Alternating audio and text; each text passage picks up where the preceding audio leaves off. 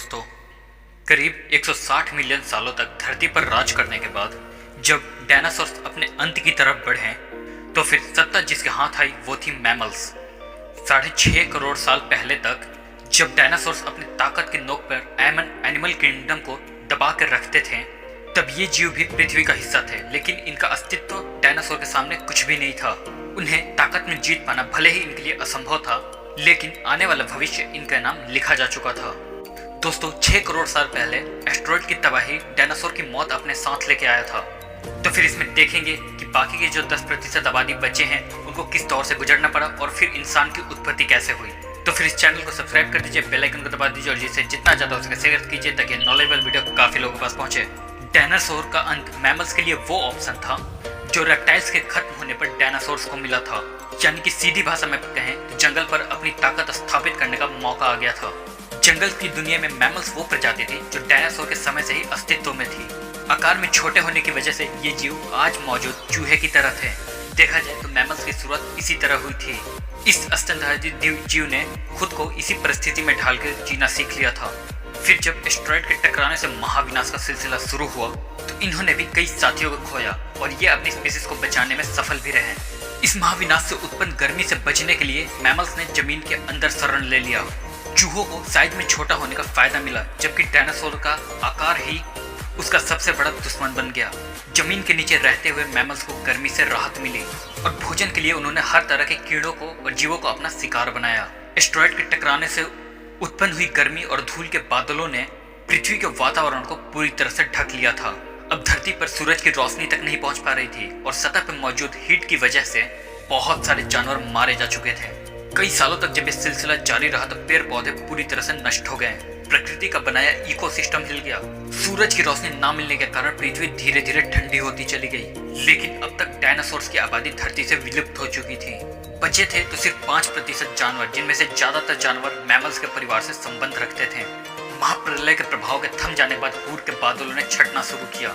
धरती पर एक बार फिर वातावरण ने सामान्य होना शुरू किया। पृथ्वी पर इकोसिस्टम फिर से अपने पुराने फेज में आने लगा। इस दौर में मैमल्स की प्रजाति केवल 5% तक सीमित थी, लेकिन एडेप्टिव रेडिएशन के चलते ये मैमल्स इवॉल्व होना शुरू हो गए और इनमें से कई नई प्रजातियों ने जन्म लेना शुरू किया। इस प्रक्रिया में लगभग 5.5 करोड़ साल पहले बंदरों ने जन्म लिया। आपको बता दें कि शुरुआती बंदरों की शारीरिक बनावट आज के बंदरों से काफी अलग थी। इनके मुख पर आंख आगे की ओर थी और शरीर छोटा था, लेकिन ये शारीरिक बनावट ज्यादा समय तक एक जैसी नहीं रहने वाली थी। इयोसिन इपो के इस टाइम पीरियड में प्राइमर्स के सर में एक अहम एवोल्यूशन हुआ, जिसके वजह से इनके स्पाइनल कॉर्ड में भी बदलाव आया, जिसके वजह से ये 4 पैरों की बजाय 2 पैरों पर खड़ा होना सीख गए।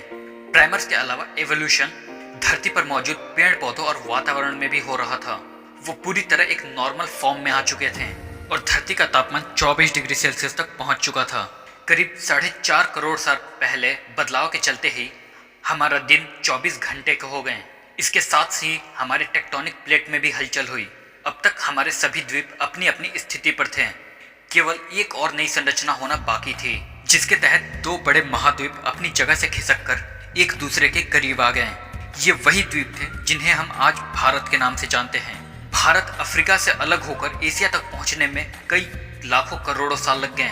ऐसे में जब ये टेक्टोनिक प्लेट्स एशिया से जा मिली तब हिमालयन रेंज का निर्माण हुआ। इस निर्माण में कई ऐसी श्रृंखला विकसित हुई जिसके चलते उत्तर में भारत की भौगोलिक स्थिति बदल गई। इसके साथ ही मौसम के पैटर्न में भी भारी बदलाव आया। इस टकराव के चलते दुनिया के सबसे बड़े माउंटेन माउंट एवरेस्ट का भी निर्माण हुआ।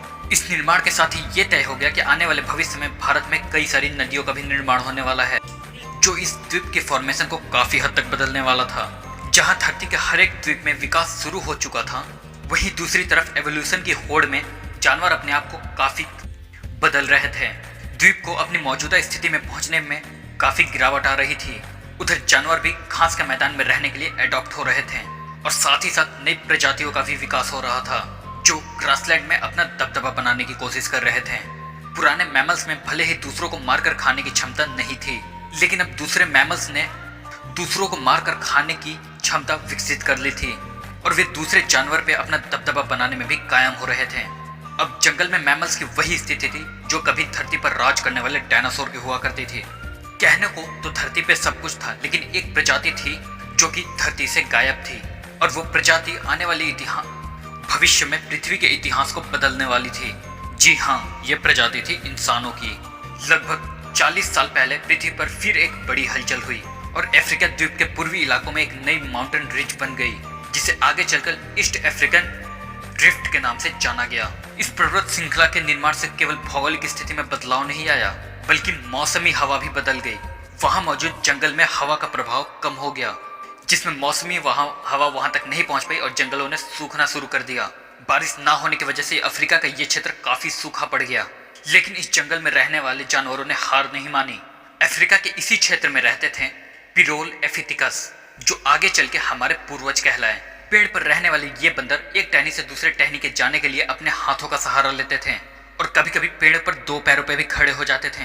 ये जमीन पे अभी तक नहीं खड़े हो पाए थे, बट इनमें पेड़ पे खड़े होने की क्षमता विकसित हो चुकी थी। इससे पता चलता है कि 2 पैरों पे चलना इंसानों की खोज नहीं बल्कि एप्स की खोज थी। फर्क सिर्फ इतना था कि वो पेड़ पे रहते थे, लेकिन जलवायु परिवर्तन के चलते वो जमीन पे उतरने वाले थे। इनमें से कई प्रजातियां चिंपैंजी के रूप में विकसित हुई तो कई इंसान बनने के लिए विकसित हो गई। इनकी आने वाली पीढ़ियों ने खुद को बनाने के लिए और अपने विस्तार के लिए पेड़ों से निकल के जमीन का रुख अपनाया। आर्टिपिटिकस रेमेडीज ही वो पहले एप्स थे जो भोजन और नए घर की तलाश में पेड़ों से उतर के नीचे जमीन पे आए। लाखों सालों के इस एवोल्यूशन में एप्स अफ्रीका के हर क्षेत्र में फैल गए थे, लेकिन इनके हाथ अभी भी काफी लंबे थे। पेड़ों पर इधर उधर झूलने की वजह से इनका हाथ का आकार अभी भी पैरों की तरह ही था। कई हजार साल तक विकास के गुजर जाने के बाद इनके शरीर के ढांचों में लगातार बदलाव आने लगा था। अब ये 2 पैरों पर बेहतर तरीके से चल सकते थे। ऐसे में ये ज्यादा दूर तक नजर रख सकते थे, अपने लिए भोजन खोज सकते थे और हाथ की मदद से उन्हें खा भी सकते थे। समय के साथ साथ विकास की ये प्रक्रिया चलती रही, जिससे एप्स के शारीरिक ढांचे के साथ उनके स्कल की बनावट में भी बदलाव होता गया। पहले जो सर आकार में छोटा था, अब वो बढ़ता गया। 23 लाख साल पहले होमो हैबिलिस वो पूर्वज थे जिनके दिमाग का आकार बढ़ गया। आकार बढ़ने की वजह से ये जान गए कि बुद्धि को किस तरह से जीने के लिए इस्तेमाल किया जा सकता है। बुद्धि का कमाल दिखाते हुए सबसे पहले हमारे पूर्वजों ने पत्थर को हथियार के रूप में शार्प करना सीखा।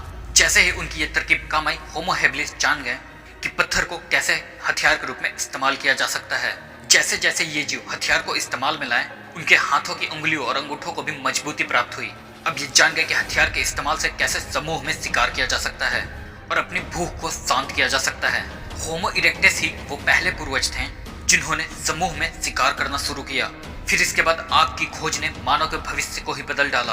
आग के इस्तेमाल से होमो इरेक्टस जल्द ही मांस को पकाकर खाना सीख गए। आग ने हमारे पूर्वजों को केवल ठंडी से सुरक्षा ही नहीं दी, बल्कि दिमाग के इस्तेमाल के लिए उन्हें प्रोत्साहित भी किया, क्योंकि आग के इस्तेमाल से भोजन में लगने वाली ऊर्जा कम हो गई। अब वो अपनी इस ऊर्जा को बुद्धि के विकास के लिए इस्तेमाल करने लगे, जिसकी वजह से आने वाली पीढ़ियां बड़े दिमाग के साथ पैदा हुई। एक बड़े दिमाग के साथ लगभग 2 लाख साल पहले इंसान अपने आज के रूप में विकसित हो गए। उनकी आवाज की नली भी अलग ढांचे में विकसित हो गई, जिसकी वजह से वो अलग तरह का आवाज निकाल सकता था और अपने लोगों के साथ संचार कर सकता था। एक बार आवाज विकसित करने के बाद अब इंसान अपनी बात को दूसरों तक पहुंचाने लगा और धीरे धीरे एक सामाजिक ढांचे में रहना सीख रहा था। हालांकि हम अपने आज के रूप में आ चुके थे, लेकिन अभी भी कई आविष्कार बाकी थे। अपने लिए एक समाज, घर और नगर का निर्माण करना बाकी था।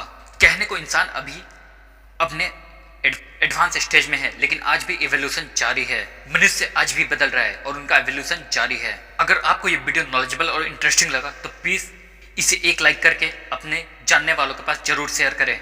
और अगर आप इस चैनल पर नए हैं तो प्लीज इस चैनल को सब्सक्राइब करें और साथ ही साथ बेल नोटिफिकेशन आइकन को भी ऑन कर लीजिए, ताकि हमारे आने वाले नॉलेजेबल वीडियो आप मिस ना करें। मिलते हैं फिर किसी नए वीडियो में नए टॉपिक के साथ। तब तक के लिए जय हिंद।